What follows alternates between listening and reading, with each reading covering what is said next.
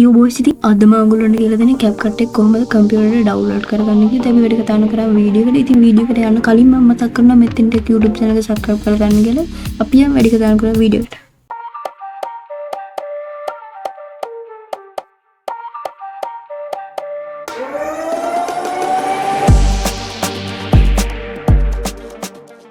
Boys ඉතින් ඔයගොල්ලෝ ඉස්සෙල්ලා Microsoft Store එකට යන්න මම ඔය විදියට.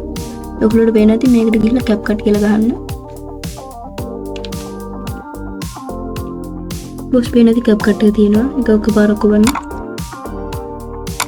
බොස් ඔයගොල්ලන්ට මම මෙහෙම පෙන්නන්න මම ඉන්ස්ටෝල් කරලා තියෙන ඉතින් ඔයගොල්ලෝ මේක ඉන්ස්ටෝල් කරගන්න. ඉතින් මම වීඩියෝ එකක් දාන්න මේක ඉන්ස්ටෝල් කරන්න පින්න විදිය. ඔයගොල්ලන්ට දැන් පේන්නේ මේ වීඩියෝ එක. බොස් මෙන්න මේ විදිහට තමයි මේක ඉන්ස්ටෝල් කරගන්නේ.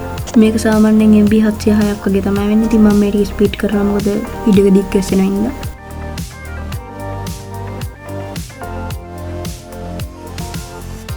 බොස් CapCut එක ඉන්ස්ටෝල් වුණාට පස්සේ මෙන්න මේ විදිහට තමයි පෙන්වන්නේ. ඉතින් මේක ඩබල් ක්ලික් කරලා ඕපන් කරගන්න. මේ වගේ එකක් දෙන්නේ මේක කන්ෆර්ම් දෙන්න. බොස් මේ විදිහට එකක් ඇවි මේක agree and continue දෙන්න. බොස් ඉතින් මේ විදිහට තමයි CapCut එක දෙන්නේ. ඉතින් මම දැනට create project දෙනවා. බොස් ඉතින් මම මෙන්න මේ විදිහට තමයි CapCut එක download කරගත්තේ. යෝ බොයිස් ඉතින් අද මේ වීඩියෝ එකෙන් කතා කරේ CapCut එක කොහොමද PC එකට download කරගන්නේ කියලා. ඉතින් අදට වීඩියෝ එක ඉවරයි. ඔයගොල්ලෝ හැමෝටම ජය වේවා.